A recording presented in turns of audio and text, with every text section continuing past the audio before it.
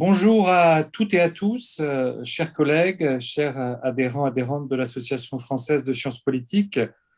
Bienvenue à ce neuvième webinaire de l'Association française de sciences politiques, Polycritique, qui essaye d'analyser avec les regards des sciences sociales et une perspective interdisciplinaire des éléments saillants de l'actualité politique et sociale. Donc, bienvenue à toutes et à tous. Donc, on va s'interroger aujourd'hui sur qui l'Allemagne après la chancelière Angela Merkel, au-delà de la question de savoir, qui agite aujourd'hui beaucoup les débats, de savoir qui va remplacer Angela Merkel, quelle sera la couleur de la future coalition, nous en parlerons, mais au-delà, quel est le bilan d'Angela Merkel et son mandat particulièrement long à la tête de la République fédérale d'Allemagne, puisque celui-ci égalera sans doute la mandature d'Helmut Kohl. Par ailleurs, quelle Allemagne après Merkel et les élections fédérales du 26 septembre dernier. Donc, pour ce neuvième webinaire de l'Association française de sciences politiques, nous sommes heureux ce soir d'accueillir trois intervenants que je remercie chaleureusement d'avoir accepté d'intervenir ce soir sur ce thème. Félix Heidenreich, qui est de l'université de Stuttgart, où il est en charge d'un programme franco-allemand. Catherine Perron, notre collègue du Centre d'études et de recherche internationale de Sciences Po, où elle est spécialiste de l'Allemagne. Et Stéphane Seidendorf, qui est directeur adjoint de l'Institut franco-allemand de Ludwigsburg.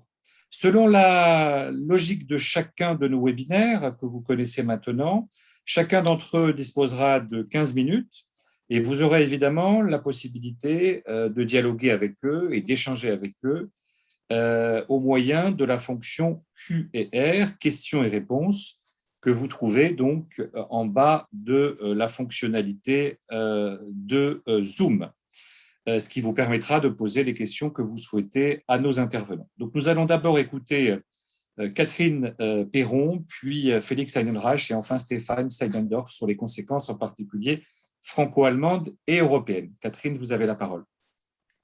Merci beaucoup. Donc, tout d'abord, merci pour cette invitation à l'Association française de sciences politiques de parler des élections allemandes. Je vais commencer par partager mon écran. Voilà.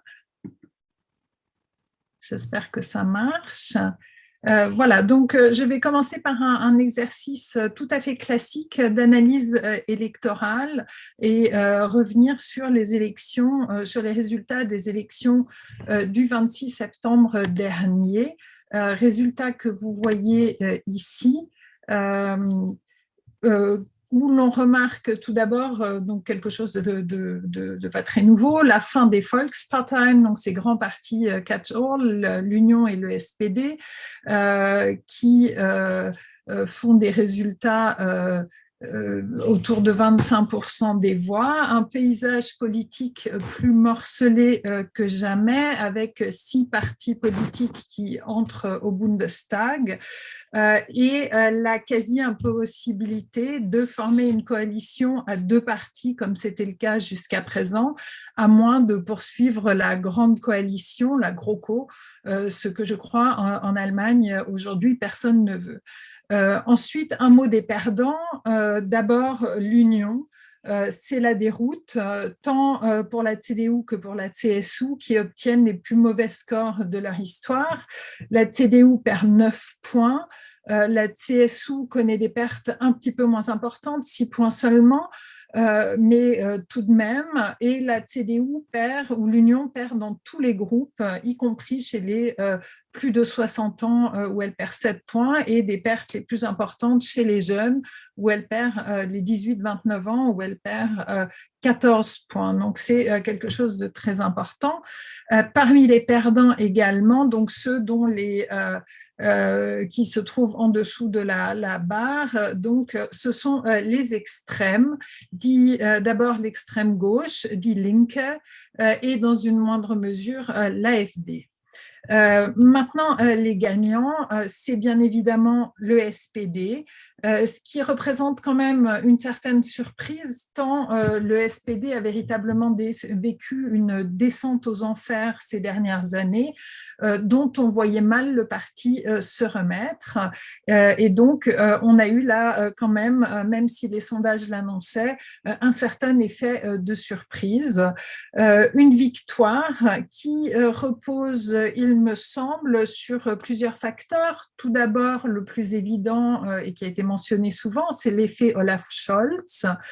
Olaf Scholz qui a réussi à se poser en tant qu'héritier de Madame Merkel, une stratégie qui s'est avérée payante. Si l'on en croit les transferts massifs de voix de la CDU vers le SPD, selon les sources que j'ai trouvées, c'est entre 1,5 et 2 millions de voix qui seraient allées de la CDU vers le SPD, notamment à l'est de l'Allemagne. Mais on peut voir aussi cette victoire reposer sur l'effet de personnalité. Donc, il n'y a pas que la personnalité de Olaf Scholz, il y a des personnalités féminines et d'Allemagne de l'Est, de manière intéressante, qui ont certainement contribué à cette victoire. C'est Manuela Schwesig dans le Mecklembourg, Poméranie occidentale et Franziska Giffey à Berlin, qui ont toutes les deux gagné en même temps des élections régionales le même jour. Ensuite, on peut y voir certainement le résultat d'une campagne électorale qui a permis au parti de renouer avec son électorat de base, à savoir les ouvriers. Le SPD redevient le parti des ouvriers. 29% des ouvriers ont choisi le SPD, donc la majeure partie des ouvriers ont choisi de voter pour le SPD, devant 23% pour la CDU, 16% pour l'AfD, sachant qu'il y a 4 ans, ça n'était absolument pas le cas. Le SPD arrivait parmi cette catégorie sociale en 4e position. On a donc là une véritable reconquête. Ceci dit, peut-être un point négatif, tout cela se fait au prix d'un vieillissement très important de l'électorat. C'est chez les plus de 60 ans. Donc là, je vais passer à mon prochain slide. C'est donc l'électorat le plus âgé qui vote pour le SPD, les plus de 60 ans. On voit ça donc dans cette pyramide en bas, en rouge, où les 60 ans et plus sont très clairement les plus nombreux. Et on voit que le SPD perd des points chez les jeunes et cette pyramide est encore plus nette du côté de la CDU si on veut comparer. Pour revenir sur les autres gagnants, puisque je parlais des gagnants, on a également les Verts et le FDP qui, eux, par contre, ont des pyramides tout à fait inversées au point de vue âge par rapport à celles du SPD et de la CDU. Et donc, là, on a une première question qui se pose, qui est de savoir, et je vais montrer pourquoi, de savoir si les Allemands souhaitent finalement la continuité que Olaf Scholz a cherché à incarner, ou si, au contraire, ils veulent la rupture qu'incarnerait davantage donc ces deux partis, le FDP et les Verts, pour lesquels votent les jeunes. On a donc une grande surprise, plus grande que celle de la victoire du SPD, c'est le vote des jeunes et ce clivage générationnel qui se dessine entre les plus de 60 ans, disons, qui soutiennent les deux grands partis, et les plus jeunes qui ont voté relativement massivement pour les Verts et le FDP, ce qu'on voit ici. Ces élections sont celles où la génération Merkel, c'est-à-dire les jeunes gens nés autour des années 2000, peu avant l'arrivée au pouvoir de Madame Merkel et qui n'ont connu qu'elle au pouvoir, ont voté pour la première fois. C'est une génération qui a une vision relativement positive de l'avenir, ce qui peut étonner. Peut-être parce que c'est une génération qui a redécouvert l'action collective, notamment à travers le mouvement Fridays for Future. En tous les cas, ce qui la préoccupe avant tout, c'est le changement climatique. Or, on constate sans surprise que donc les 18-29 ans ont massivement voté pour les Verts, on le voit, 23%, Mais ce qui est plus étonnant ou était plus inattendu, c'est ces 21% qui ont voté pour le FDP. Qui jusqu'à présent ne semblait pas être un parti des jeunes. Donc on a le FDP et les Verts qui semblent être les deux partis les plus en phase avec les préoccupations des jeunes, je rajouterais ouest-allemands. En témoigne le selfie que j'ai mis là sur le côté gauche de l'écran qui montre donc les têtes de parti des Verts et du FDP au lendemain des élections. Un selfie posté sur Instagram pour dire qu'ils avaient commencé à discuter ensemble avant les négociations de coalition, et un selfie qui illustre parfaitement l'ambition de ces deux jeunes partis d'incarner le changement, le renouveau à travers la jeunesse, une certaine féminisation, la maîtrise des nouvelles technologies, etc. Et donc, ce qui est étonnant, c'est que ces deux partis qu'on opposait volontiers sont en fait, et ça apparaît assez sur la photo, issus de milieux très proches, jeunes, urbains, éduqués, individualistes et ouest-allemands. Dans les contenus, ils incarnent tous les deux clairement un désir de rupture avec la Merkel, et c'est donc là où on peut se poser la question de comment vont se passer les négociations de coalition avec le SPD ou en tous les cas qui a cherché à s'inscrire dans la continuité ou dans la stabilité. Sans doute le vote FDP est véritablement à interpréter, ou le vote FDP et Vert, comme un vote de rupture, de volonté de changement. Je reviendrai peut-être sur les raisons plus tard pour lesquelles les jeunes ont voté pour le FDP. C'est en lien avec le Covid. En tous les cas, on a là quelque chose de nouveau et un premier clivage. Le deuxième clivage, ou en tous les cas, ce clivage vient se superposer un clivage plutôt de géographie électorale, un clivage est-ouest. Donc, on a deux partis qui sont très représentés à l'ouest, donc les Verts et le FDP, versus un parti assez proprement est-allemand, l'AfD, qui a ses bastions donc, dans les nouveaux Länder. Peut-être un mot, si on regarde donc là, cette carte qui présente le pourcentage de seconde voix, donc des voix qui ont été données aux partis, et qui montre quel parti est majoritaire dans les communes, donc au niveau communal. On voit donc très clairement que le Sud vote pour les conservateurs, donc pour l'Union. Mais c'est le Sud plutôt rural. On voit ces petites taches vertes qui sont les Verts qui gagnent dans les villes, les grandes agglomérations, notamment les grandes villes universitaires, où les Verts ont très fortement progressé et où ils connaissent leur bastion. Ce qu'on ne voit pas sur cette carte, parce qu'ils n'ont nulle part gagné la majorité, mais c'est le FDP qui est aussi relativement fort dans le sud-ouest.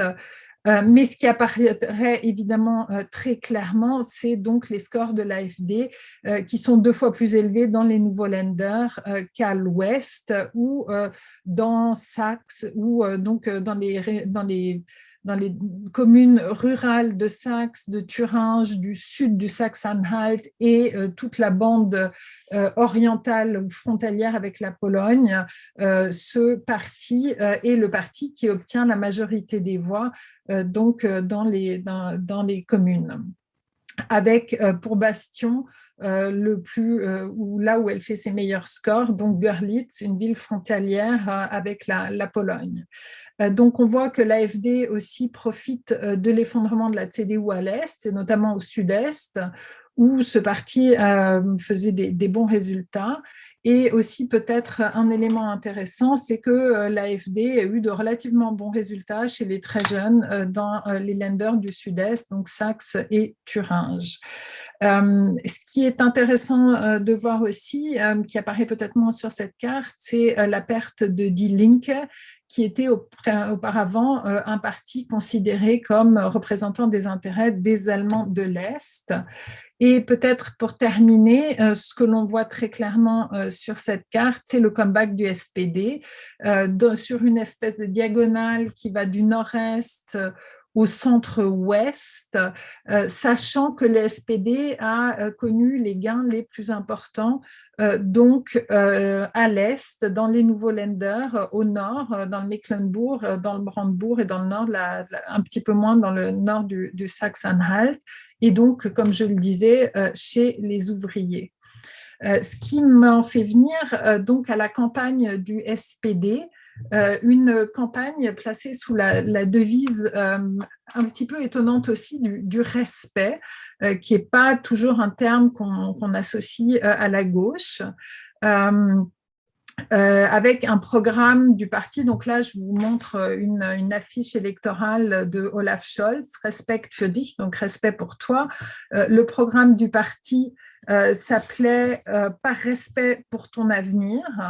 Il faut, et ce qui est entendu par là, c'est qu'il faut reconnaître l'autre pour ce qu'il est, et en particulier pour les efforts fournis dans sa vie, ce que les Allemands appellent les Lebensleistung. Donc, en gros, c'est une manière de militer pour une société dépourvue d'humiliation, notamment d'humiliation par les institutions. On peut voir là sans doute un rejet de l'agenda 2010, un renoncement à cette politique de l'emploi et cette politique sociale incarnée par les mesures Hartz IV, fondées quand même très fortement sur la peur et sur la répression. Et ce terme annonce un retour au noyau dur historique des électeurs du SPD, à savoir donc les ouvriers et les classes sociales les moins favorisées, ce qui a semble-t-il fonctionné.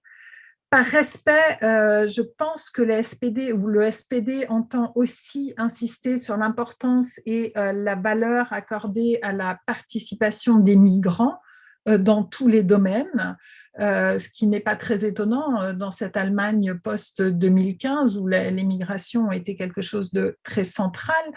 Mais, et c'est ça qui m'intéresse peut-être davantage, c'est que cette insistance particulière pour le respect est axée sur les biographies de l'Est. Et là, il y a ce petit texte que je cite là, que je n'ai pas le temps de lire en entier, mais dont je vais lire la fin, où il est dit, qui est issu donc de l'introduction du programme du parti, où il est dit donc, dans ce contexte, le respect et la reconnaissance de la spécificité des expériences de vie et des réalisations des Allemands de l'Est sont essentiels pour renforcer la confiance dans la démocratie.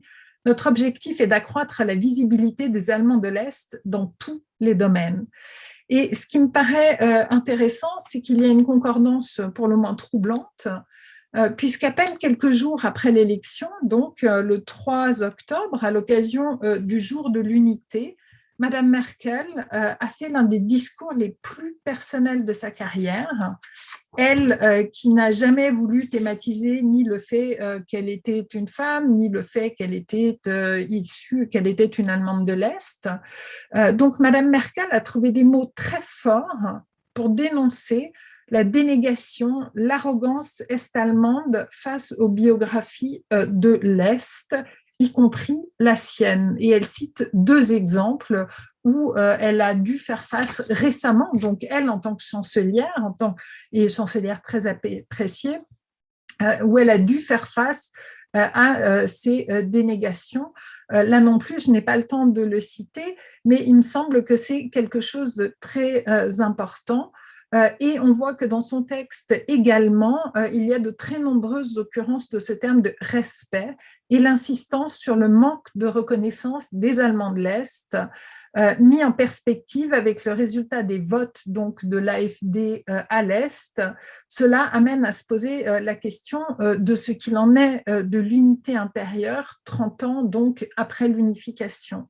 Et on peut se demander, et là je vais ouvrir deux champs en fait que j'avais élaborés, mais je pense que mon temps est à peu près terminé, donc plutôt sous forme de questions, mais deux champs sur lesquels il me semblerait utile de discuter, c'est de savoir si Madame Merkel n'est pas l'arbre qui cache la forêt, c'est-à-dire l'arbre qui cache la sous-représentation absolument impressionnante des Allemands de l'Est au niveau des dans toutes les institutions, dans tous les domaines en Allemagne. Ils sont 17% en tout et ils sont au maximum 8% en politique et parfois seulement 1 à 2% dans les postes dirigeants dans la justice, l'économie et l'armée. Et plus intriguant encore, ils ne sont qu'un quart à occuper les postes dirigeants dans les nouveaux lenders, donc chez eux. Ils n'occupent qu'un quart des positions dirigeantes dans l'administration, la justice, les médias, l'économie. Donc là, on a une véritable question. J'aimerais bien revenir peut-être tout à l'heure dans la discussion sur les raisons attribuées à ce vote AfD. Est-ce que c'est véritablement un héritage du communisme ou de cette expérience de la dictature, ou est-ce que ça n'est pas plutôt un héritage de l'expérience du mode de transformation connu en Allemagne ou vécu par les Allemands de l'Est? Ce qui m'amène à un deuxième point sur lequel il me semblerait utile de discuter tout à l'heure, c'est la question des migrations, et on voit qu'il y a très clairement un lien entre l'AfD, les migrations, l'AfD qui est arrivée au pouvoir à la faveur on va dire, de cette crise migratoire de 2015. Et peut-être un point très intéressant, c'est que les migrations dans la campagne électorale n'ont joué strictement aucun rôle comme sujet. Est-ce qu'on peut y voir une réussite de la politique de Madame Merkel? Finalement, il n'y a pas eu de problème d'intégration et les millions de personnes qui sont arrivées ont été parfaitement bien intégrées. Est-ce aussi parce que les autres partis ont appris à réagir face à l'AfD et à ne pas se laisser provoquer? En tous les cas, on n'a pas eu de la part des autres partis de tendance populiste ou d'utiliser eux-mêmes le populisme, à l'exception peut-être de la CSU. Donc voilà, là, je crois qu'il y a un deuxième grand thème sur ces migrations qui me semble d'autant plus important que je trouve, où il me semble que c'est un des domaines où Madame Merkel aura véritablement changé quelque chose en poursuivant la politique engagée par la coalition rouge-verte en 2005, et que dans ce domaine-là, véritablement, on a un changement. Et c'est peut-être le domaine où elle a pris le plus de risques, elle, à laquelle on reproche très souvent de n'avoir pris aucun risque. Je crois que je vais m'arrêter là pour laisser la place aux autres intervenants. Merci beaucoup pour votre attention. Merci beaucoup, Catherine Perron, pour ces éclairages très utiles qui sont une parfaite mise en perspective des enjeux des élections fédérales et en même temps des débats plus généraux à la fois sur la campagne et sur l'invisibilité en quelque sorte au-delà de la figure d'Angela Merkel, d'un certain nombre de représentants de l'Allemagne de l'Est.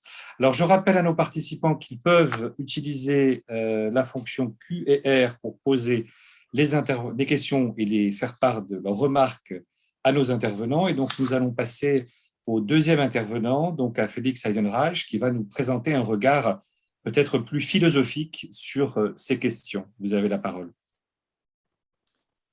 Merci pour cette invitation. C'est un grand plaisir et un honneur de participer à ce webinaire. Ma perspective n'est peut-être pas philosophique, mais plutôt théorique, ou oui, théorie politique.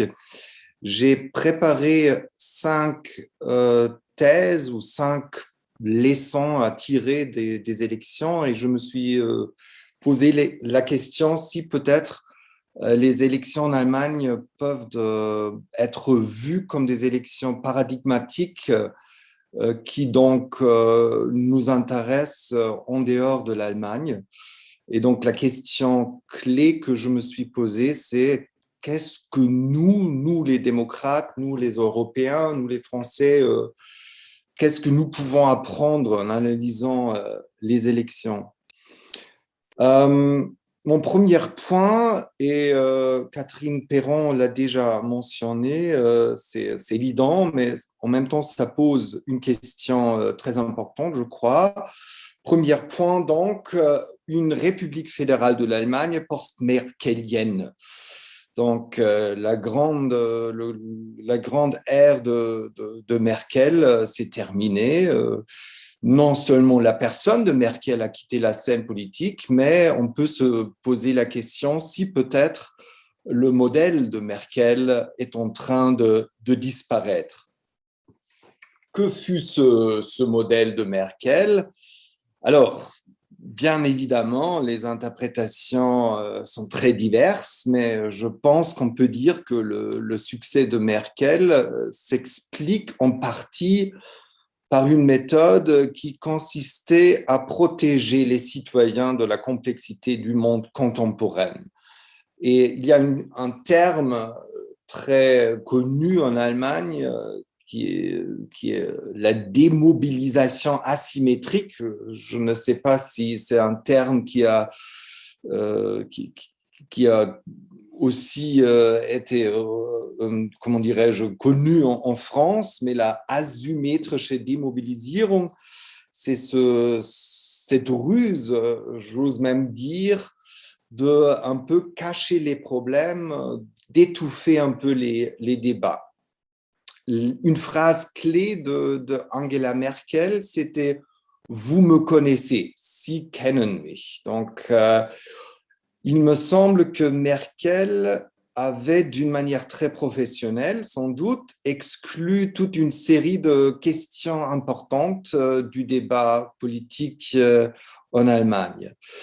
Elle a souvent caché les vrais défis et elle a donné l'impression que la situation était, disons, sous contrôle.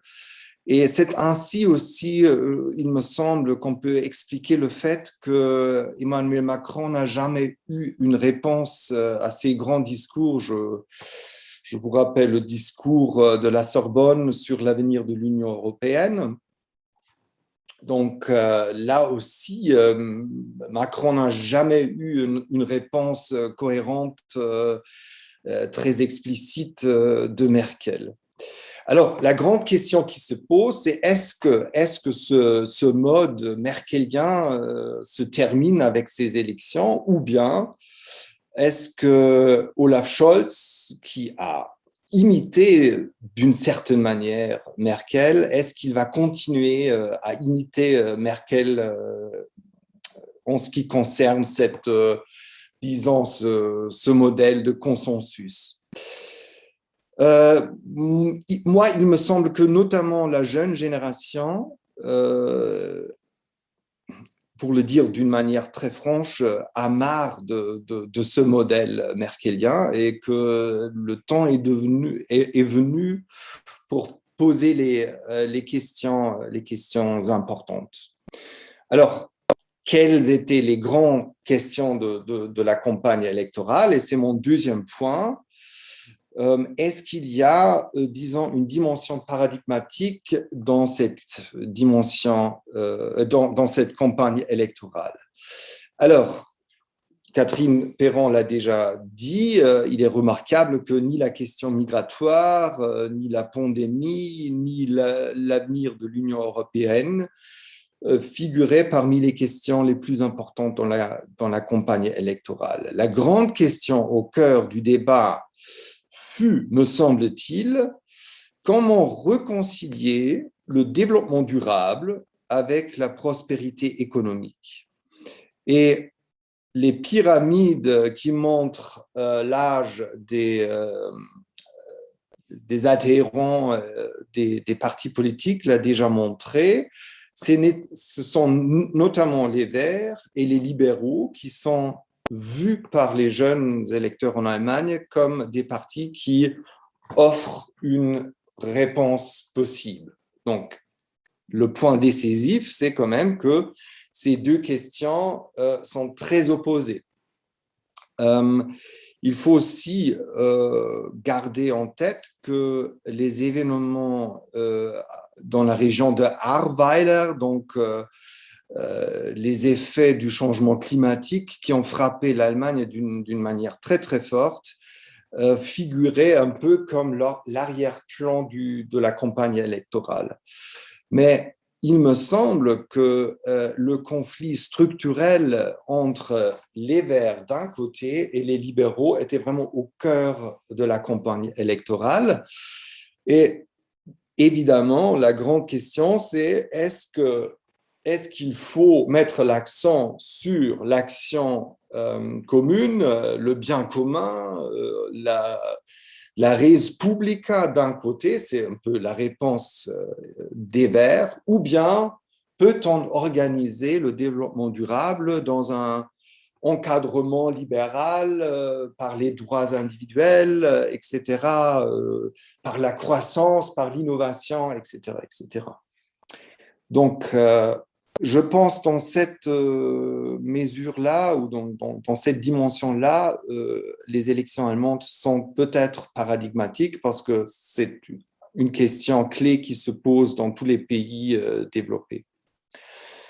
Troisième point, les élites politiques. Et là, je me permets de constater un certain échec du système allemand. Il est remarquable, me semble-t-il, que toutes les sondages mettent en évidence que les citoyens en Allemagne étaient absolument déçus par l'offre proposée par les partis politiques. Annalena Baerbock, Laschet, notamment Laschet, mais aussi Olaf Scholz, qui aujourd'hui a l'impression d'avoir gagné les élections, tous les trois sont considérés comme des candidats plutôt médiocres et notamment sans charisme. Il faut rappeler que Scholz avait ce titre de Scholzomat, donc une personne presque comme un automate. Baerbock n'avait pas d'expérience et puis Laschet aucune vision claire de l'avenir de l'Allemagne. Et donc, la question structurelle qui se pose, me semble-t-il, c'est comment est-ce que les partis ont fait pour complètement se tromper en ce qui concerne les candidats. Est-ce que les partis politiques,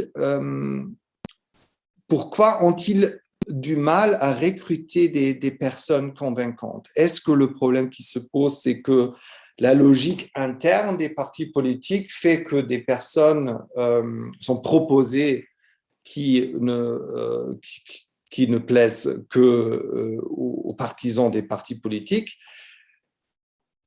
On peut donner des réponses très différentes à cette question, mais il me semble que c'est là aussi à nouveau une question structurelle ou paradigmatique qui se pose en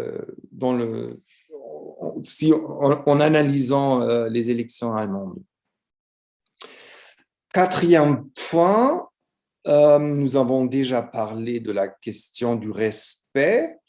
Nous avons vu que notamment l'AfD est très très fort en Allemagne de l'Est, au sud. Mon quatrième point, c'est le conflit dans la terminologie de Goodhart, entre les somewhere et les anywhere. J'imagine que vous connaissez le livre de Goodhart et que vous connaissez cette distinction qu'on peut trouver douteuse, mais qui me semble quand même être un outil pour d'abord clarifier un peu les conflits. Et je pense que les élections en Allemagne ont bien montré que presque dans tous les pays, notamment dans la CDU et la SPD, le conflit entre les somewhere et les anywhere est très présent à l'intérieur des partis politiques. Et la coalition, la nouvelle amitié, si j'ose dire, entre les libéraux et les Verts, semble être une coalition des anywhere, c'est-à-dire des élites urbaines très bien éduquées, diplômées, etc., etc. Tandis que les Volksparteien, les catch-all parties, sont d'une certaine manière déchirées par le conflit entre les anywhere et les somewhere. Cinquième point, est-ce qu'on est confronté à une nouvelle instabilité en Allemagne? Donc, d'un côté, on peut dire que la gauche extrême a perdu, l'AfD n'est pas devenue très très fort, l'AfD reste un facteur très important, bien entendu, mais on pourrait peut-être se dire c'est le centre qui a gagné les élections. En même temps, il se pose le problème que nous sommes confrontés dans notre système parlementaire en Allemagne à une situation dans laquelle il est presque devenu impossible d'anticiper l'effet qui va avoir votre vote. La grande revue hebdomadaire Die Zeit avait pour titre d'un article « Que sera l'effet de mon vote ?» Et la question qui se pose, c'est si vous votez pour un parti politique et vous ne savez pas, vous ne connaissez pas la coalition qui sera mise en place, alors il est presque devenu impossible de calculer l'effet de votre vote. Par exemple, si vous détestez les Verts, vous allez voter pour leur adversaire idéologique, c'est-à-dire les libéraux, et maintenant on vous propose une coalition fondée sur un dialogue très intense entre les libéraux et les Verts. Si vous détestez la SPD, vous allez peut-être voter la CDU et peut-être on aura une grande coalition et c'est la CDU avec la SPD qui va former une grande coalition.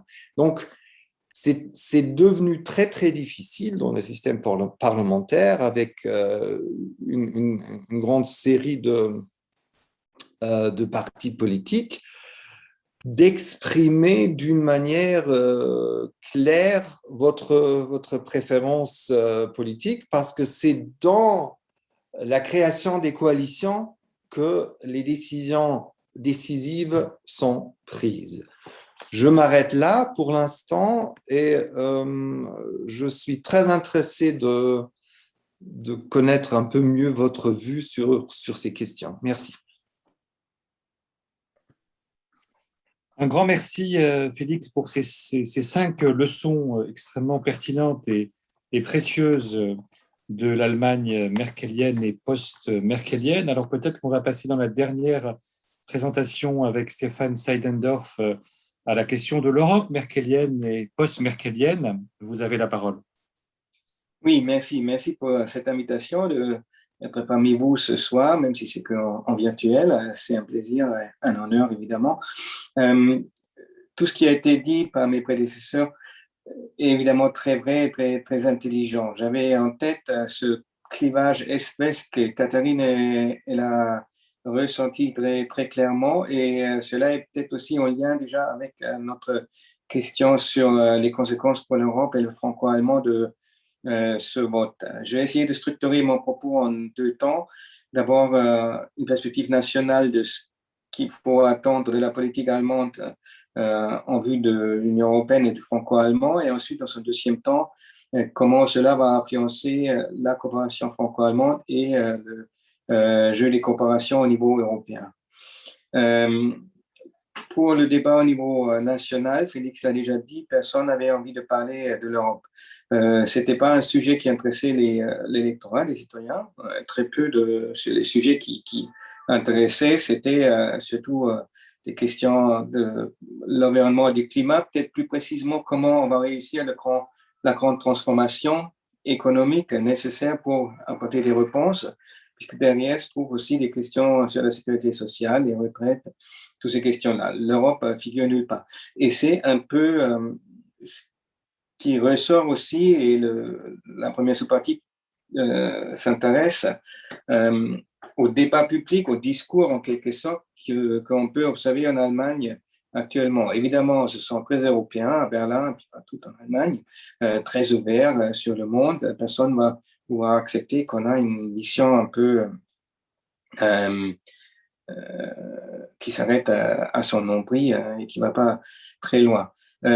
Pourtant, ça ne veut pas dire que l'Allemagne ne s'accommode pas très bien, en fin de compte, avec le statu quo actuel en Europe et dans le franco-allemand. On ne voit pas vraiment la nécessité de changer beaucoup de choses de cette Union européenne, de cette coopération européenne vue de Berlin.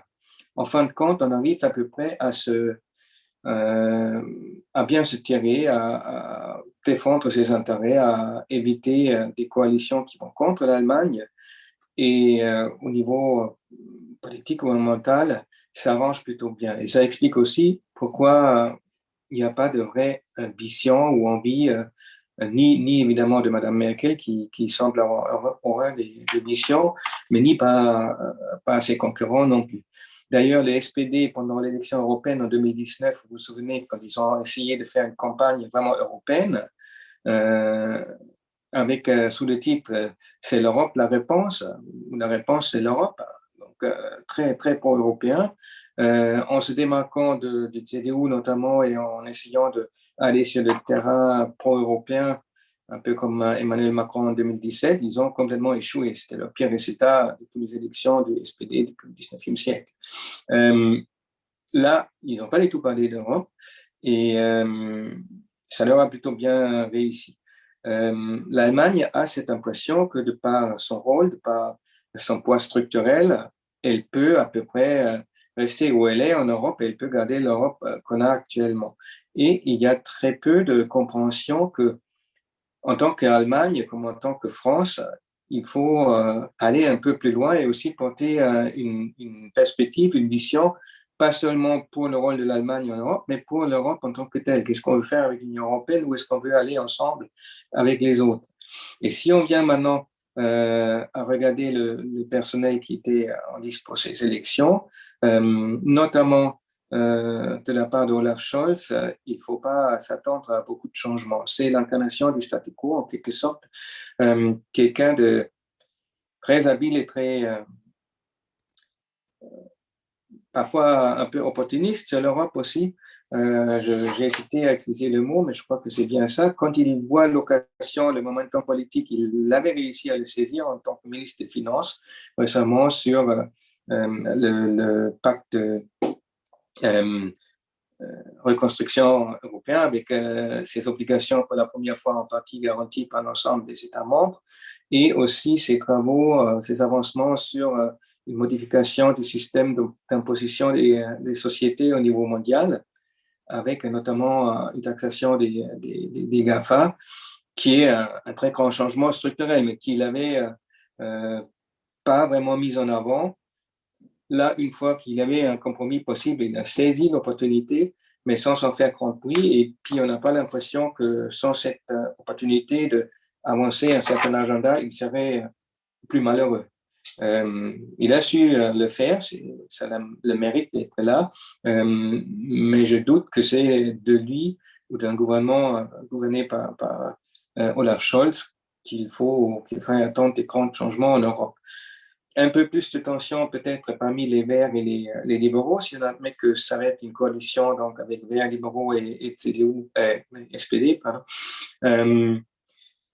qui sont en principe opposés sur cette question de l'Europe et qui se retrouvent avec les Verts autour d'un agenda pro-intégrationniste avec un budget européen conséquent avec des moyens propres, des ressources propres au niveau européen. Et c'est tout ce que les libéraux, les FPP refusent en ce moment. Le problème que moi j'ai avec ces tractations en ce moment, c'est qu'on semble déjà s'accommoder de quelques compromis un peu mous qui permettent d'avancer, de constituer un gouvernement, et on va réussir à écarter ces sujets qui fâchent. Les uns vont pouvoir réimposer leur frein de la dette qu'on avait interrompu pendant la crise de la Covid, mais sans que ce soit aussi sérieux qu'avant. Les autres qui veulent 500 milliards d'euros sur 10 ans, donc 50 milliards d'euros par an, rien qu'en Allemagne, pour financer la transition énergétique, environnementale, vont avoir cet argent, mais dans une espèce de fonds en dehors du budget annuel pour ne pas faire du mal au frein de la dette. Donc, chacun sera content. Et le sujet en tant que tel, le problème politique derrière, est-ce qu'on veut se donner les moyens pour mener une politique ambitieuse ou pas, ne sera pas discuté publiquement, pas plus avant que après les élections qu'avant les élections. Peut-être un mot encore sur l'opposition. L'AfD avait une partie de l'échec de l'AfD est certainement due à cette position très extrême sur un nombre de points et notamment aussi sur l'Europe. Ils voulaient, les seuls qui définissaient très clairement sortir de l'euro et sortir de l'Union européenne. avec quand même comme petit astérix qu'on allait faire une autre Europe. Donc, ils veulent quand même une sorte de coopération en Europe, mais pas du tout de ce qu'on a aujourd'hui. Ça leur a pas plus réussi qu'à Marine Le Pen en 2017. Vous vous souvenez comment elle s'est mêlée les pinceaux pendant le débat autour de cette question de l'euro et de la sortie ou pas et comment il faut faire. On pourrait s'attendre maintenant que le CDU-CSU est libéré de la responsabilité gouvernementale, d'une position un peu plus politique, un peu plus populiste aussi de ce parti par rapport au sujet de la fiscalité et de la politique de l'euro. Évidemment, la fraction au sein du CDU-CSU qui souhaiterait une politique plus orthodoxe aura évidemment plus de liberté à prononcer cela. Donc, s'il n'y a pas de changement qui vient de la part de l'Allemagne, est-ce que ça veut dire que tout continue comme avant? Et là, c'est la deuxième partie de mon propos, très rapidement. Je pense que là, ça va être un peu plus compliqué, notamment si on prend en compte d'abord cette coopération franco-allemande et le poids, la pression du calendrier politique. En France, la présidence française du Conseil européen, qui est imminent pratiquement déjà, interrompue ensuite par les élections, c'est quelque chose quand même un peu surprenant ou malheureux de pouvoir en gros travailler au niveau européen jusqu'au mois de mars avant d'avoir ces élections présidentielles en plein milieu de la présidence. Évidemment, il y a un certain nombre d'acteurs, en premier lieu le ministre des Finances, Le Maire et le président lui-même, qui souhaiteront s'afficher avec un bilan sur leur succès, sur leur réussite au niveau européen. Et jusque-là, on peut citer quelques éléments franco-allemands, le traité bilatéral d'Aix-la-Chapelle, cette nouvelle assemblée parlementaire, et un peu par ricochet aussi, ça a commencé avant déjà à Meseberg, les travaux autour d'un budget pour la zone euro. C'est devenu plus clair avec ce fonds de reconstruction et la première fois des obligations, mais financés en commun et puis remboursés en commun. Il ne faut pas se tromper parmi les autres Européens. Pour le CDU et pour une grande partie des Allemands, cette affaire est très claire dans le traité qui établit ce fonds de reconstruction et déjà définit la date de remboursement définitif de ces obligations. Donc, pour les Allemands, pour la fraction de Merkel, pour le CDU-CSU, ça reste quelque chose de unique et une mesure qu'on a prise une seule fois et qui n'a pas du tout vocation à s'éterniser. Donc de là, ça donne une certaine tension d'abord franco-allemande et aussi européenne si l'Allemagne continue à ne pas prendre au sérieux son rôle d'inspirer en quelque sorte le débat politique sur l'avenir de l'Union européenne et de définir un leadership, non pas pour imposer comme dans une hégémonie classique son point de vue, mais pour définir quelque chose, notamment ensemble avec la France, l'Italie, qu'on peut proposer aux autres Européens. Et c'est là où je rejoins, pour conclure, l'analyse très intéressante de Catherine Perron, que cette tension Est-Ouest se trouve évidemment aussi au niveau européen. Si on veut donner du sens à l'action de Mme Merkel au niveau européen, on peut aussi dire qu'elle avait surtout cette priorité de stabiliser, de maintenir une union fragilisée, de garder à l'intérieur ou à bord autant les pays du Sud, du Sud-Est, la Grèce pendant la crise de l'euro, que les pays de l'Est avec leur formation en partie problématique en Pologne, en Hongrie ou en République tchèque. La même chose qui peut s'observer en Allemagne actuellement. Je dis souvent en France, il ne faut pas oublier que l'Allemagne est aussi une société en transformation, un peu comme les pays de l'Europe de l'Est, avec sur une autre dimension, mais principalement comparable, des mêmes expressions, c'est-à-dire un manque de repères concernant les grandes orientations politiques et démocratiques, une recherche de soi, un peu une recherche identitaire, une question qui porte aussi sur le passé. Et tout ça se retrouve pas seulement au niveau européen entre l'Est et l'Ouest, mais aussi à l'intérieur de l'Allemagne. Et ça explique peut-être pourquoi l'Allemagne a du mal à vraiment jouer ce rôle classique ou traditionnel dans le couple franco-allemand, c'est-à-dire d'inspirer plutôt que d'imposer un débat européen. Et derrière tout ça, sur des sujets concrets, ça reste aussi une position plutôt confortable pour une grande partie de l'élite politique sur la question de la sécurité, la souveraineté stratégique, de dire oui, mais en fin de compte, on n'a pas vraiment entendu le gouvernement allemand soutenir la France pendant l'affaire des sous-marins, par exemple. Il y a un tas d'autres éléments que les ingénieurs français vont vous citer si on discute de coopération franco-allemande qui est plutôt problématique dans ce domaine. Et ça vaut aussi pour ces questions autour de la réforme de la fiscalité, de la politique de l'euro, si on veut vraiment se donner les moyens pour agir ou pas.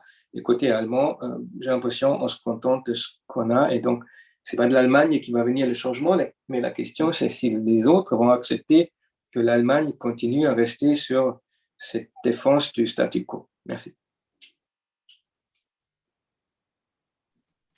Merci beaucoup, Stéphane, pour ces considérations franco-allemandes et européennes. Donc, nous allons pouvoir engager maintenant le débat. Donc, il y a déjà quelques réflexions dans la fonctionnalité QR que je vais synthétiser ici, puis je rajouterai une question personnelle, et puis ensuite, nous allons reprendre l'ordre de présentation pour répondre à ces questions ou à des interrogations mutuelles qui ont été adressées par chacun d'entre vous. Alors, il y a une première question qui nous est posée sur la question de la social-démocratie qui est en panne. Est-ce que le relatif succès du SPD en Allemagne infirme-t-il ce diagnostic général de la crise de la social-démocratie en Europe? Première question. Il y a une deuxième question qui porte sur la question de l'égalité homme-femme et la représentation des femmes dans les programmes des candidats. Quelle place a prise la question de la parité et plus généralement de la représentation des femmes au sein des équipes et au sein des programmes électoraux des partis politiques que vous avez présentés. Et enfin, j'ajouterai dans cette première série de questions une question un peu plus personnelle sur la nature des débats institutionnels, parce que ce qui est frappant dans ce que vous avez indiqué, c'est qu'il y a quand même des éléments assez forts de statu quo, et à la fois d'un point de vue du système politique, des élites politiques, et puis des effets des élections fédérales allemandes sur l'Europe en général. Et donc, ma question, ce serait de savoir, est-ce qu'il y a des débats ou est-ce qu'il y a eu des débats pendant la campagne sur des questions de nature institutionnelle? Est-ce que certains ont proposé de réviser ces questions institutionnelles, ce mode de scrutin, ou est-ce que finalement la question de la coalition, qui est presque éternelle ici, qui est à la fois un mode très pluraliste de règlement des programmes politiques, on le voit bien en ce moment, mais en même temps, est-ce que cette coalition n'a pas, comme le laissait entendre Félix, enfermé aussi peut-être le débat en refermant un certain nombre de questions et en cherchant un compromis peut-être le plus étroit entre les formations politiques. Autrement dit, est-ce que ces questions d'avoir une représentation plus majoritaire ou une transformation du mode de désignation des dirigeants et des élites en Allemagne a effleuré dans la campagne et dans l'analyse des résultats? Voilà pour la première série, et j'encourage évidemment les autres participants qui n'auraient pas encore utilisé la fonction Q et R, questions et réponses, d'utiliser cette fonction pour la deuxième série de questions. Et on va reprendre, si vous en êtes d'accord, l'ordre de présentation en commençant par Catherine. Merci beaucoup.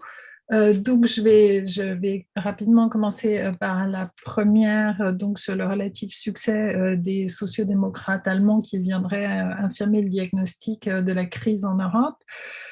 C'est difficile d'y répondre. Ce qui est certain, c'est que, en tout cas, il y a deux éléments que j'ai soulignés. C'est le retour aux fondamentaux, c'est-à-dire vraiment se reconcentrer sur l'électorat de base, les ouvriers. Ça a semblé quand même quelque chose de très important, avec quand même un discours qui était certes de centre-gauche, mais qui avait abandonné un certain nombre d'aspects assez libéraux, notamment sur cet agenda 2010, donc 2010, sur lequel on a l'impression qu'on est en train de revenir, donc sur un certain mode de libéralisation, ce qui a certainement aussi fait la force, ou en tous les cas qui explique la victoire des sociodémocrates allemands, c'est qu'ils ont été relativement unis. Et ça, c'est peut-être une leçon qu'on peut apprendre en France, c'est que le parti a, par rapport à tous les autres partis, peut-être les Verts ont réussi à donner aussi cette image d'unité, mais en tous les cas, ils ont donné l'image d'une grande unité. Il n'y a pas eu de débat à l'intérieur du parti. Bon, évidemment, le contraste était très important par rapport à l'union, à la CDU, CSU, qui n'ont cessé de s'entre-déchirer. Mais là, il y a sûrement quelque chose à retenir. Je ne sais pas si ça dit quelque chose du succès ou pas du modèle de la social-démocratie ou de la crise de la social-démocratie, mais en tout cas, cette union est certainement un point important. Pour venir à la question de la parité des femmes, là aussi, encore une fois, Angela Merkel a été l'arbre qui cachait la forêt. Moi, je poserais la question même presque de manière un petit peu plus large, vraiment en posant non pas seulement la question de la représentation des femmes au sein des partis et dans les programmes, mais d'une manière plus générale, la question des femmes et de la société. Et là, on voit que Angela Merkel, dans le style de politique qu'elle a pratiqué, était certainement un style qui convenait assez bien aux femmes, et elle a promu beaucoup de femmes autour d'elle, ses plus étroites conseillères, elle a beaucoup travaillé avec des femmes, elle n'a certainement pas été quelqu'un qui a bloqué, elle a promu la carrière d'un certain nombre de femmes, Ursula von der Leyen en est un exemple. Mais sur des sujets, si vous lui demandez si elle est féministe, elle a toujours évité de répondre à cette question. Et sur des sujets qui sont quand même très, très importants, comme l'avortement, l'Allemagne est absolument tout sauf moderne. Il y a des énormes chantiers. Alors, je crois que les sociodémocrates veulent s'y atteler, mais là, il y a vraiment des choses qui sont très, très importantes à faire. Et en ce qui concerne la représentation des femmes, c'est un peu comme les Allemands de l'Est, c'est-à-dire que dans les partis politiques, dans la plupart, et là par exemple pour le FDP, c'est un vrai problème parce qu'il n'y a pas de femmes ou très peu, mais quand même elles sont visibles et elles sont présentes, mais dans les autres domaines, elles le sont très très peu. Ou dans le domaine économique, il me semble qu'il y a beaucoup, beaucoup de choses encore à faire. Donc certes, on les voit un petit peu en politique, mais et quand vous voyez l'état des crèches, de l'école, ce qu'on appelle l'école toute la journée, etc., là, il y a certainement des domaines qui touchent aux questions féminines qui sont très importants. Pour la nature des débats institutionnels, j'essaie de laisser du temps à mes deux collègues. J'ai trouvé ça très intéressant, votre question, parce que moi, il y a quelque chose qui m'a beaucoup frappée pendant la crise du Covid. On avait l'impression qu'il y avait un vrai débat sur le fédéralisme qui était en train d'émerger et sur l'efficacité du fédéralisme.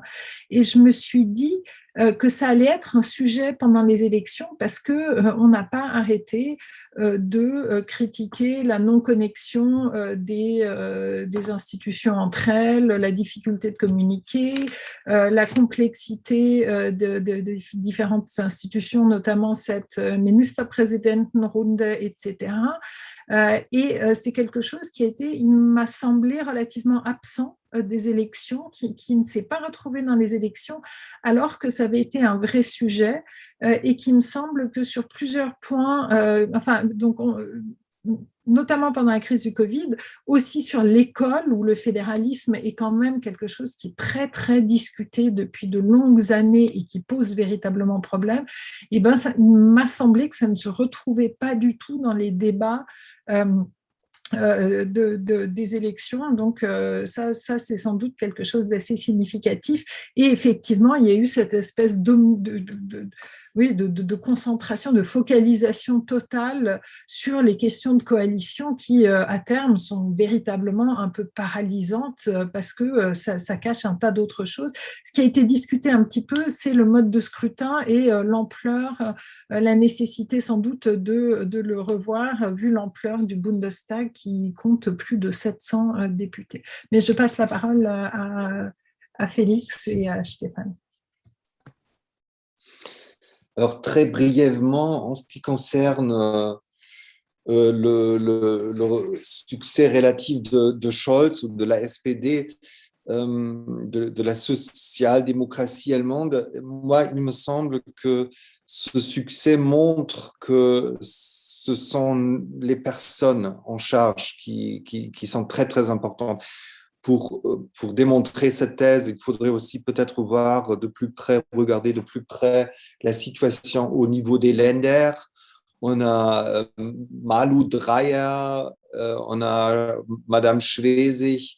Ici, à Stuttgart, au Bade-Württemberg, nous avons un premier ministre des Verts. Vous imaginez, dans une région très, très marquée par l'industrie automobile. C'est quand même extraordinaire, mais c'est une personne à laquelle les gens font confiance. C'est un homme catholique, un professeur de lycée, etc., etc. Et donc, la volatilité des votes est énorme. Et donc, les gens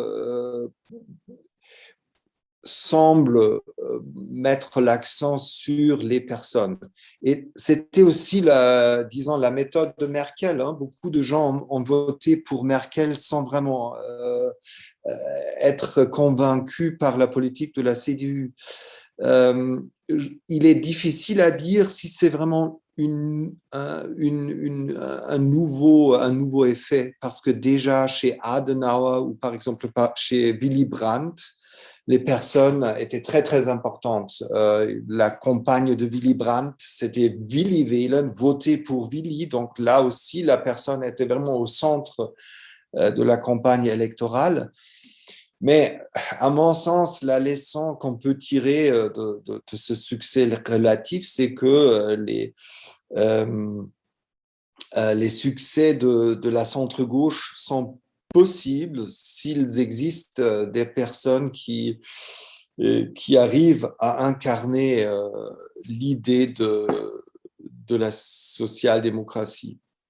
Alors, en ce qui concerne la présence des femmes dans la politique allemande, c'est une question très, très vaste. Il faudrait faire un webinaire sur cette question, me semble-t-il. Et je suis tout à fait d'accord avec ce que venait de dire Catherine Perron, mais ce qui me semble remarquable, c'est le cas des Verts, qui, eux, avaient deux candidats possibles, un homme avec une expérience qui avait publié, je ne sais pas, 6 ou 7 livres, déjà docteur en philosophie, plus ou moins charmant, je dirais. Il y a des gens qui disent qu'il a un certain charisme. Et d'un autre côté, une jeune femme sans expérience, presque sans expérience politique. Elle n'était jamais ministre ou elle n'a jamais travaillé dans une position politique propre. Elle m'a seulement travaillé dans le parti politique, qui puis après a publié un livre composé de citations tirées de l'Internet, etc. Et donc là, au sein du Parti des Verts, on constate maintenant un débat. C'est le journal de gauche à Berlin, la Tageszeitung, la Taz, qui avait publié un article en disant qu'il faut l'égalité entre femmes et hommes aussi au moment de l'échec et de la, disons, de la catastrophe et de l'échec. Et donc, ce sont les Verts qui se posent maintenant la question jusqu'à quel point le système de l'égalité complète vraiment sert aux intérêts du mouvement écologique. Et en même temps, on a le débat chez les libéraux, chez la CDU, etc. Et il y a un consensus, me semble-t-il, très clair qui dit qu'il faut plus de jeunes femmes en politique, mais en même temps, on a du mal à trouver des moyens adéquats pour faire en sorte que les jeunes femmes entrent dans cette arène très brutale aussi. Troisième question, le débat autour d'une réforme institutionnelle. Oui, il est vrai, pendant la crise du Covid, on s'est posé cette question du fédéralisme allemand. Mais moi, il me semble que la question encore plus urgente qui se pose en Allemagne, c'est en effet ce que Stefan Seidendorf appelait la transformation, la grande transformation vers un système économique qui est réconcilié avec le développement durable. Et c'est la grande question qui se pose pour l'industrie allemande. Est-ce qu'on arrive à sauver le succès de l'industrie allemande dans une économie post-carbone? Et il me semble que toutes les questions au niveau institutionnel sont un peu cachées derrière cette question encore plus urgente. Et pour le moment, il n'y a pas vraiment un grand intérêt de lancer un grand débat sur des réformes institutionnelles parce que c'est l'industrie allemande qu'il faut sauver et on a l'impression d'être un peu perdu. Là, je ne sais pas si vous avez vu les chiffres, mais la compétition entre Tesla et Volkswagen est très, très forte. Et il y a beaucoup de gens en Allemagne qui se font des soucis. Voilà, je m'arrête là pour l'instant. Je vais peut-être compléter très brièvement. Je pense que vous avez très bien répondu aux questions. Hein. La social-démocratie, elle a pu renaître des centres en évitant le mot social-démocratie et les débats de ce que c'est la vraie gauche, la deuxième gauche, la troisième gauche. Ils sont mis en avant. Scholz, cette personne a fait un débat sur le programme ou sur l'idéologie, et c'est ça qui les a sauvés des mises, plus l'échec des autres. C'est comme le troisième plus mauvais résultat des élections des SPD de l'autre temps. Hein. J'ajouterai un autre point. Ce système politique allemand peut aussi être interprété d'une manière très positive. Il a fait preuve d'une remarquable résilience. Il fait face à des évolutions semblables à l'Italie et à la France, donc délitement des milieux politiques très classiques qui structuraient la vie politique, hein, qu'on est dans des sociétés, qu'on est né dans un milieu politique et qu'on va rester dedans. Tout ça, on le voit aussi, le poids des partis qui disparaît, et tout ça. Et pourtant, le système a réussi à écarter ou diminuer les extrêmes et à permettre un changement démocratique autour des partis qui sont prêts à endosser une responsabilité gouvernementale. C'est très précisément l'expression de ce résultat un peu difficile à lire. Il y avait une envie de changement après 15 ans de Merkel et de coalition, mais ce n'était pas un changement radical. Exactement ce qu'on voit. On prend Scholz qui incarne quand même une alternative par rapport au CDU, mais qui a essayé de copier aussi Angela Merkel. Donc ça, c'est pour la continuité. Plus on tente quelque chose de nouveau avec les deux partis libéraux, les Verts et les FDP. Il ne faut pas oublier que les Verts, à la base, c'était aussi un mouvement libéral libertaire, plus sur les libertés publiques que sur le libéralisme économique, mais il y a beaucoup économistes au sein des Verts qui ont un agenda très, très libéral. Donc ce système, il a su aussi donner lieu à un débat, à une campagne électorale qu'on peut considérer comme assez remarquable. Et là, elle s'est concentrée sur les 2 ou 3 sujets qui visiblement intéressaient les Allemandes et les Allemands. On n'a pas parlé des choses futiles ou qui prêtent à des polémiques. L'immigration, il est resté loin derrière. L'Europe, ça pourrait aussi prêter à polémique, n'a pas été évoqué. Et même, vous avez trouvé des voix au sein des Verts ou des partis progressistes qui disaient cette question autour d'un langage inclusif ou pas, est-ce qu'on met des points, est-ce qu'on met des astérix, en fin de compte, c'est bidon, c'est pas ça le problème. On va parler des vraies égalités et des chances, du respect, et dans cela aussi des possibilités pour les femmes, mais aussi pour d'autres groupes qui ne sont pas représentés comme il se devrait, mais le tout autour des débats qui mettent en avant des des questions très, très lourdes de conséquences de cette transition environnementale, énergétique. Et c'était aussi l'influence des Verts qui sont entrés très tôt dans la campagne avec un programme très détaillé, prêt à gouverner, qui a imposé un certain nombre de ces sujets, et notamment le plus grand des sujets qu'on discute, tout cela, l'économie, l'avenir de la sécurité sociale, sous la question de comment réconcilier ça avec la protection de l'environnement et du climat, un système plus durable. Si on regarde les 3 débats télévisés qui ont affronté les 3 candidats, c'était des débats très concentrés, sans polémique, presque ennuyant. Hein, il fallait beaucoup de concentration pour suivre du début à la fin. Pas de clash, pas de ces images chocs qui font ensuite le tour des réseaux sociaux. Et à la place, on a discuté, et c'est ça la force du système, de 3 propositions alternatives qui étaient tout à fait réalistes et réalisables. Ce n'était pas des polémiques ou des solutions radicales, révolutionnaires que je conçois et qu'on va tout casser. C'était des alternatives démocratiques au sein de ce système qui s'est présenté comme remarquablement résilient.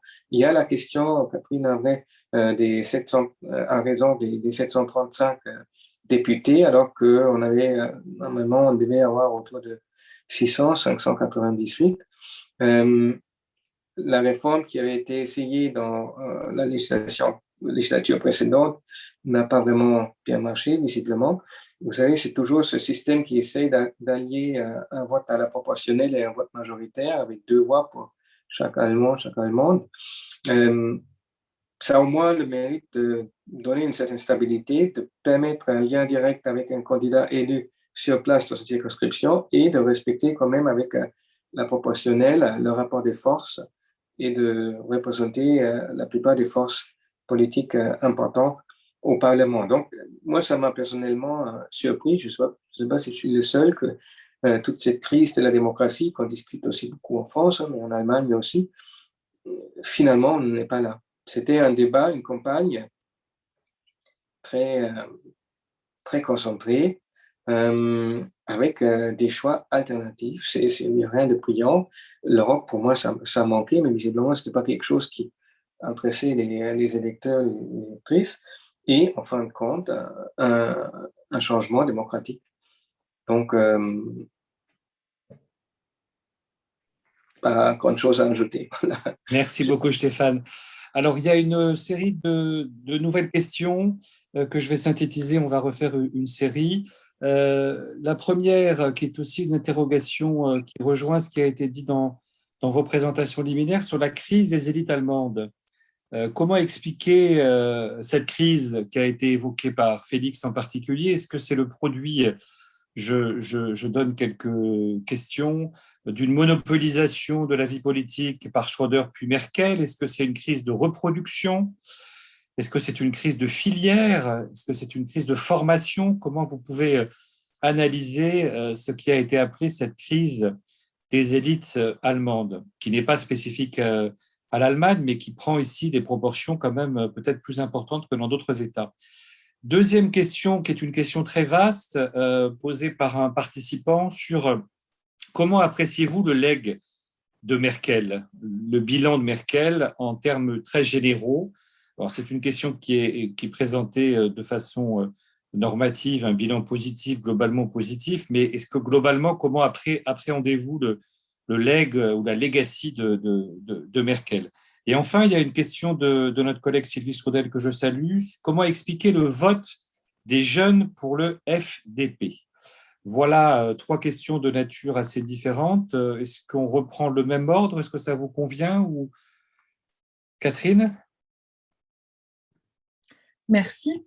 Je vais commencer peut-être par la dernière question sur laquelle je me sens le plus à l'aise, les autres étant des questions véritablement très difficiles. Donc, ce fameux vote des jeunes pour le FDP, il a été, je crois que ça a été quand même une grande surprise parce qu'on ne s'y attendait pas.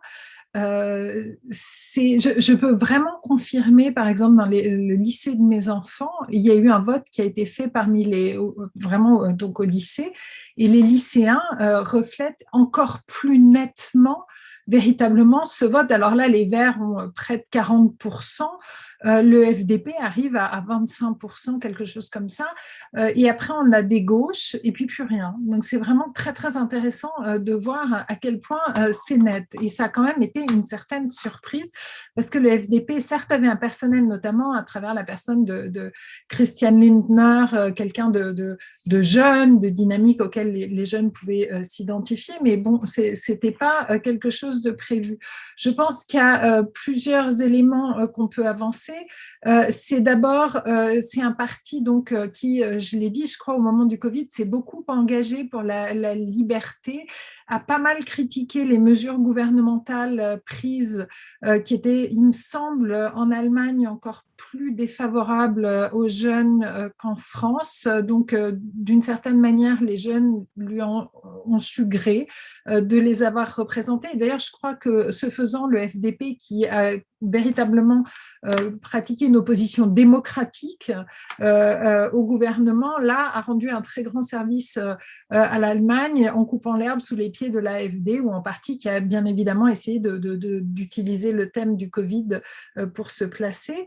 Donc, il y a certainement donc ce thème de la liberté qui évidemment est un thème qui parle aux jeunes qui ont très durement vécu ces 2 années de Covid.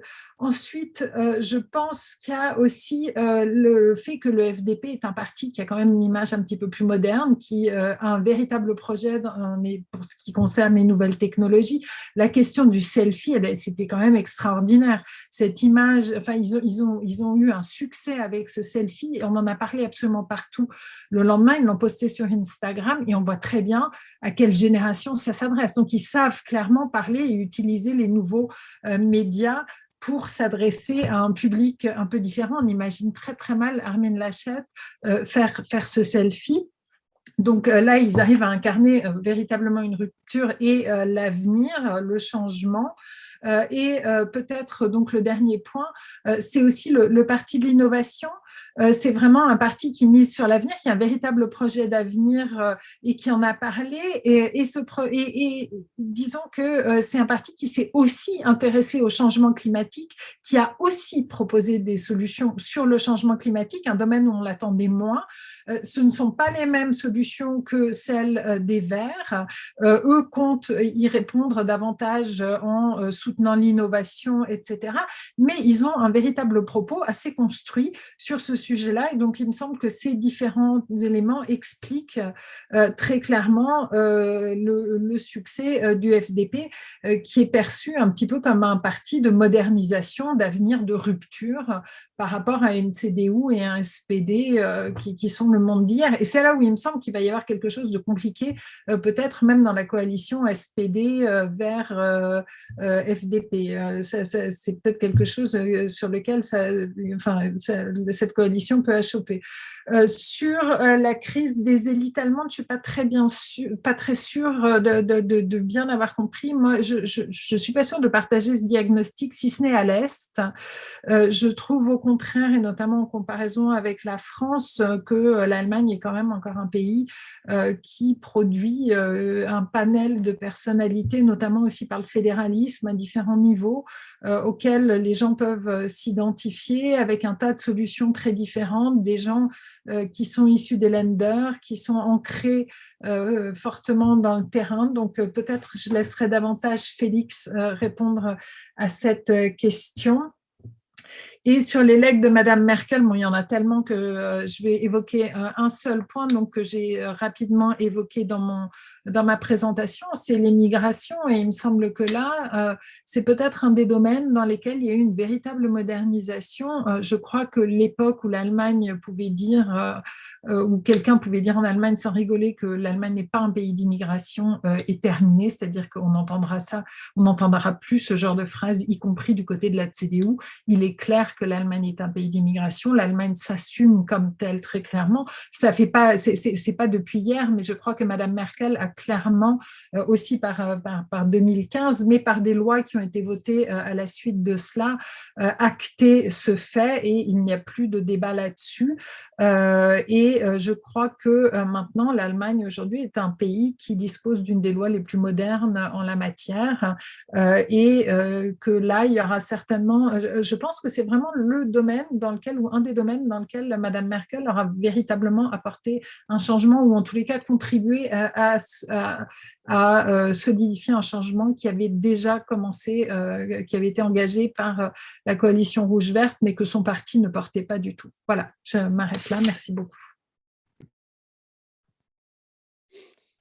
Peut-être je commence avec la dernière question qui porte sur Angela Merkel et j'hésite un peu d'exposer ma vue personnelle, mais peut-être il est intéressant pour vous en France de savoir que disons, les perspectives sont très diverses en Allemagne et c'est, à mon sens, presque devenu une question de foi. C'est-à-dire, soit on décrit la politique de Merkel comme un pragmatisme post-idéologique qui essaie de résoudre les problèmes, ou bien on voit la même chose comme un opportunisme sans principe qui fait tout pour gagner les prochaines élections et pour étouffer un peu les problèmes, soit par une rhétorique très vague ou bien par l'argent.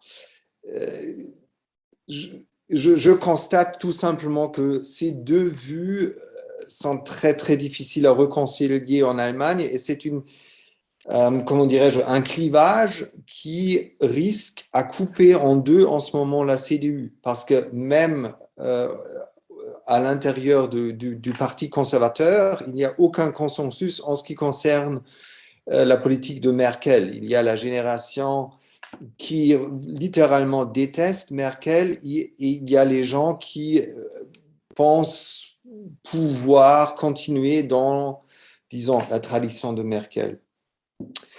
Deuxième question de Sylvie Strudel qui porte sur le succès de l'FDP. Là aussi, je suis en accord avec ce que venait de dire Catherine Perron. Je vous montre très, très brièvement la mise en scène de Christian Lindner, qu'on a parfois appelé le James Dean de la politique allemande. Donc, vous voyez déjà que c'est une mise en scène extrêmement professionnelle, très, très esthétique, et qui a aussi fonctionné sur Internet, notamment. C'est peut-être la première raison. Il y a une autre raison qui me semble importante, notamment, par exemple, dans la région du Bade-Württemberg, mais aussi dans d'autres régions, c'est que pour la première fois, les jeunes ont l'impression que les entreprises ont vraiment besoin d'eux. C'est-à-dire, on cherche des jeunes gens, il y a des postes qui sont offerts, il y a tout un horizon d'opportunités, il y a des carrières possibles, et donc il y a une jeune génération qui pense, disons, l'économie d'un point de vue vraiment véritablement libéral. Il s'ajoute qu'il y a une mode un peu chez les jeunes en Allemagne, c'est d'acheter des actions avec les portables. Je ne sais pas si c'est très à la mode en France, mais il y a les apps comme Scalable, par exemple, où les jeunes gens achètent des actions. Ça commence à 30 €, un truc comme ça.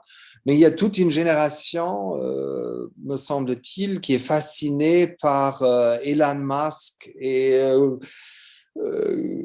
Silicon Valley, etc., qui pensent vraiment que, disons, le libéralisme, c'est le chemin vers l'avenir et, disons, l'idéologie adéquate à notre époque. Troisième élément, et c'est là que la convergence de vote entre les libéraux et les verts me semble très important. C'est ce que je venais de dire. C'est que la FDP a formulé cette promesse que le développement durable est possible sans que notre mode de vie, là je cherche le subjonctif correct, doit se transformer. Hein. On peut continuer notre vie quotidienne juste comme on l'a fait, avec une voiture électronique, avec l'innovation, etc.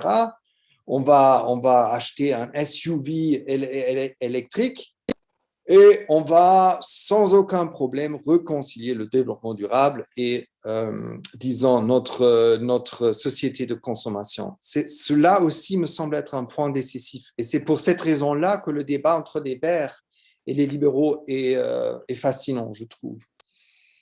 La crise des élites. Alors, j'explique un peu, encore un peu plus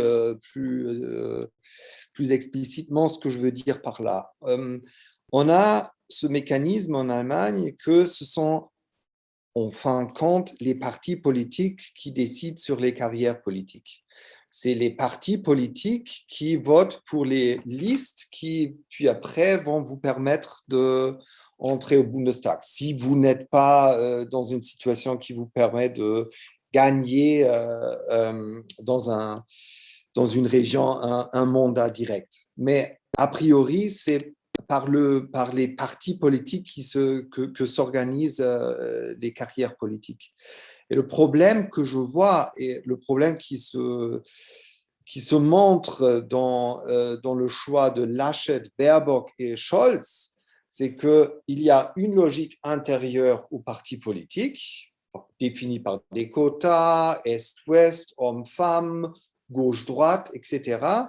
Et il y a une logique extérieure qui fait que, d'un côté, les partis politiques produisent une offre d'élite qui, après coup, est vue comme très décevant par les gens, disons, la population en général. Et je pense que là, et en ce moment, les partis politiques sont en train de trouver des nouveaux approches pour repenser ces mécanismes. Mais il me semble que là, nous avons un vrai problème en Allemagne. Voilà, je m'arrête là. Merci beaucoup. Et Stéphane, le mot de la fin, puisque nous arrivons au terme de ce webinaire. Ouais, voilà, j'ai cherché le bon bouton. Merci. Peut-être juste une petite contradiction pour terminer avec Félix, pour continuer tout cela lors d'un prochain séminaire sur cette question d'élite et j'entends le philosophe politique sur le charisme et Max Weber et tout ça. En politique, c'est un système parlementaire, c'est pas un système présidentiel. Et, déjà dans le passé, si on m'explique le charisme de Helmut Kohl, j'attends encore de voir ça. Angela Merkel, c'est la personne la plus anti-charismatique qu'on puisse imaginer, et pourtant, cela va avec sa très grande popularité. Si elle s'était représentée, elle aurait été réélue. Il y a une grande partie des gens qui raffolent, qui trouvent ça très bien, qu'on n'ait pas besoin de cette mise en scène et tout ça. Visiblement plutôt, et là je rejoins Félix, chez l'électorat un peu plus âgé que chez les jeunes. Et ça me permet de rapidement revenir sur cette question du FDP, de Sylvie Strudel. Ce qui est intéressant, c'est ce qui se passe dans l'électorat 60+, d'un côté, traditionnellement proche du CDU. Le CDU, pour la première fois, ils ont perdu cet électorat, mais ils sont allés vers la SPD. Ils n'ont pas voté le changement démocratique, ils ont juste voté pour la continuité un peu plus moderne. Très intéressant, pour la première fois qu'ils perdent là-dessus. Et de l'autre côté, à l'autre bout, parmi les primo-votants, donc les jeunes qui ont voté pour la première fois, c'est même encore plus impressionnant. Le FDP est carrément le premier parti devant les Verts. Ça n'a jamais existé depuis qu'il y a les Verts. Ils ont toujours eu beaucoup de succès parmi les primo-votants ou parmi les jeunes électeurs, et notamment parmi les primo-votants. Et puis, les récents, c'est une envie de changement, très clairement.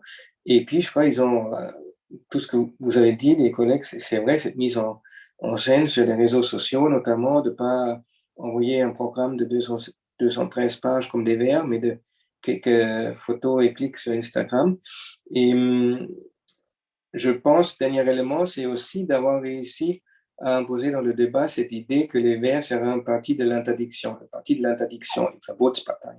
Et même si ça tient pas vraiment debout, comme Félix a dit, cette idée, nous pouvons réussir cette transition sans régulation, sans que l'État intervienne vraiment, avec juste de l'innovation et en ayant une confiance vers l'avenir. Il y a beaucoup de ces jeunes qui ont cherché un tel message qui va avec leur vécu dans une Allemagne et qui va économiquement plutôt bien aussi pour les jeunes. Longtemps, c'était vrai pour les personnes âgées, les héritiers, les rentiers. Là, c'est aussi vrai pour les jeunes puisqu'on est en manque